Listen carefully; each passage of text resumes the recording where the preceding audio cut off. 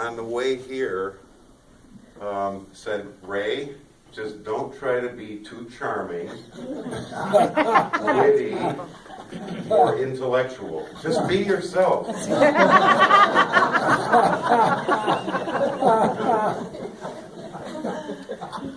Let me begin by telling you a little bit about myself, where I'm from, and who I am. I'm the son of two immigrants. My parents, grandmother, grandfather, aunts, and uncle were all Poles that endured the tragedies of World War II. I'm an American of Polish descent. Before the war, my dad was a professor and my mom was still in Lyceum. My entire families were victimized by the Nazis and Russian atrocities. My dad, Roman, when defending his country, was captured and held as a prisoner of war, starved and beaten, and finally the camp in Germany was liberated by the Americans. Lieutenant Lewandowski, being well-versed in several languages, including English, was assigned by his American liberators to translate to former prisoners of war of Polish extraction. During this time, he met a lovely woman who was assigned to act as his secretary for my dad, and they fell in love.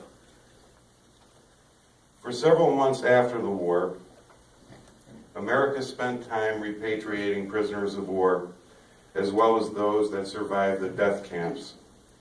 Many of the Poles wanted to go back to Poland. My father knew well what was going on in Poland under the iron fist of Joseph Stalin.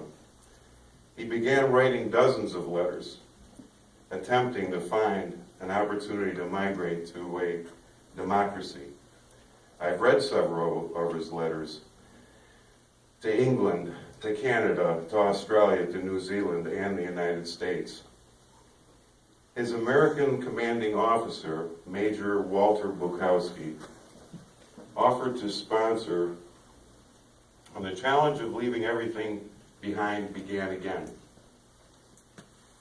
After their nuptials, Roman and Hannah ended up in Utica, New York. And soon afterwards, they had a further blessing. Their son. Despite their troubles, they often thank God for being in this great land, a place where the principles of justice stood proudly upon the minds of all of the tortured souls from lands devoured by economics, fascism, communism, and insanity. I heard many stories of the homeland, and they seemed so far away. All I wanted to do was turn American. When I was fortunate enough to have 25 cents, my grandmother would tell me, go to the movies. She gave me a thermos full of soup. My friends all had popcorn and Twizzlers. I often tried to switch my lunches and swap it out in school for a bologna sandwich. And French fries were to die for. Yeah. So I grew up in this house full of history around me, and it was perhaps one of the most fertile times in American history also. This year, we celebrate 50 years of the Civil Rights Movement. Next year, we celebrate the creation and the birthday of the Medicare and Medicaid laws. We also are celebrating Joe and Carol Valesky's 50th anniversary, which is this year. Yay. Congratulations.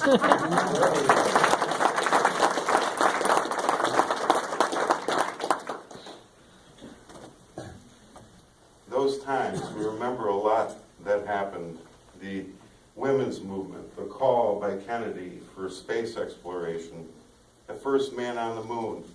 I also learned at those times that we should recognize diverse opinions and allow for things like demonstrations against conflicts in Southeast Asia, or a woman to make a decision about her own body.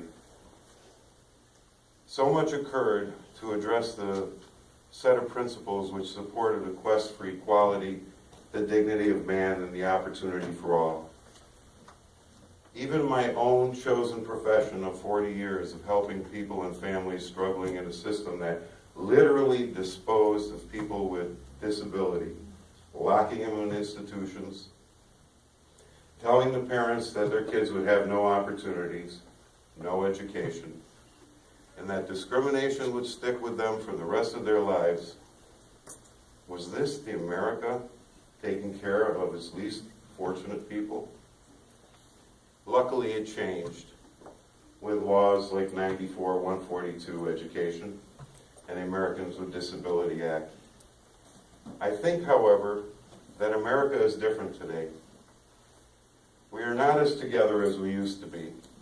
It's much more difficult to move important social policy issues to the forefront of American thinking.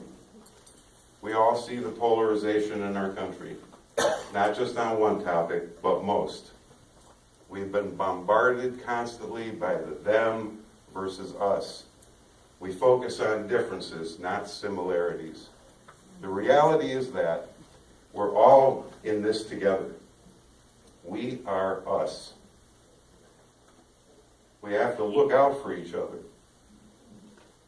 The people that want to divide us just keep spewing differences and erroneous facts, and it doesn't matter what the topic is.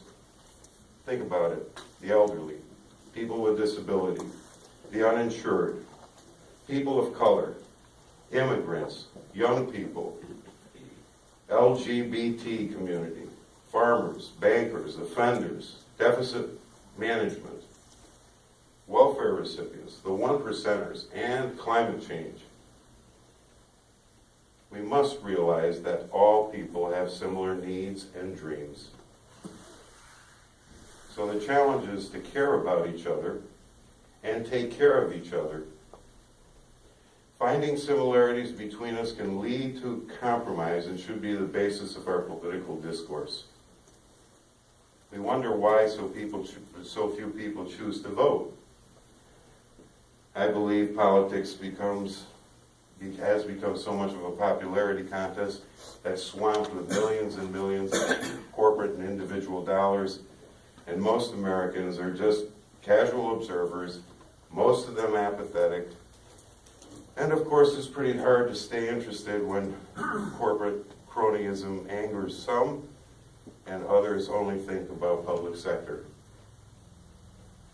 Those disagreeing with minimum wage, for example, should try to step outside of themselves and try to envision what it would be like working full-time and not be able to buy enough groceries to feed themselves or their family.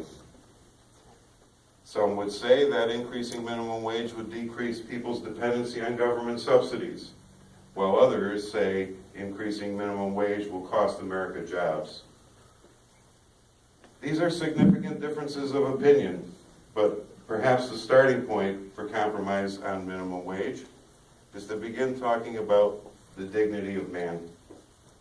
Should a person's income dictate whether they have enough to eat or their family has enough to eat?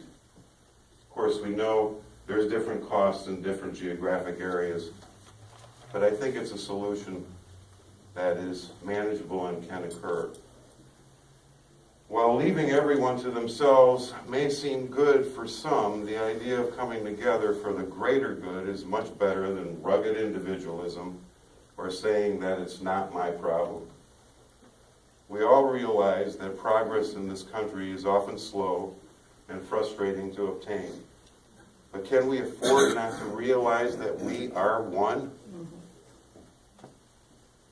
Let me share with you how I came to better understand about the similarities and the starting point for perhaps for all Americans. Early in my career at ARC, I first started out in direct care. And one day I was asked to drive up to Rome State School. I had to meet 3 people who were leaving the institution to move to their new home in Madison, New York. One of the first group homes in New York State, I might add. These people were labeled then as imbeciles, morons, retarded, locked away from the rest of society for years. They endured the smell of feces, the constant moaning, lines of beds lined up in a row, roof showers and cold water, no hope for the future. The only thing they had was a little bag and the clothes on their back. I pretty much see myself as a person that likes to have an engaging personality. So I started making some small talk and try to get to know these three men a little bit better. Something more than the summary folder I had with me. While I was driving down Route 46, let me see, that way, I said, well, folks, you're going to go to your new home. And from the back seat, I heard, what's a home? I never forgot those words. One would think that home was something everyone understood. I guess I was wrong. This person never had a place that they could feel supported and comfortable and relaxed in. They knew very little, if anything, about their mothers, their fathers, if they had sisters or brothers. They didn't know what it was like to hang a rock and roll poster up on a wall. They didn't know what home meant. And I believe as Americans, we must, with all our energy, take care of each other. Once we're aware of that premise, America can come together. No longer will we be listening to troublesome differences. No more us versus them. Instead, we will find similarities amongst us Americans. We all know we're better off together than being totally independent or isolated, because the whole is greater than the sum of its parts. We all know taxes are a necessary evil, but if used in the right places, they are a low-burden, highly effective mechanism for helping all people. We know that the environment has to be protected. Does that mean we don't have to have pipelines whatsoever? No. But safety, my clean water, your clean water, and regulations must be a priority to protect us all. We also know that this nation is lagging behind in education. And let me risk by saying that I honestly believe that we need to open up education in broader circles, not just the public sector, or every organization should be opening up schools, and we should give vouchers for people so they can choose where they go to school to become educated. And with those opportunities and so forth, perhaps we'll grow as Americans to a place where we'd like to be on the list of the best educated. We all know that we're all immigrants, and that culture is a combination of many different people. Should this be a premise for immigration reform? Logically speaking, immigration should be treated not as a curse, but instead a good occurrence. Yes, we need regulations, but of course, unpleasant rhetoric that divides families and separates families is unnecessary. Unfortunately, all these matters of philosophy and social change aren't moving ahead in Washington, D.C., and the states are taking vastly different positions. I would hope that the America I grew up with would once again demonstrate that we're the land of liberty, the land of equality and opportunity, where the poorest people are taken care of and those that can support it put their efforts and their finances behind it, and allow America to once again find its home. I thank you very much.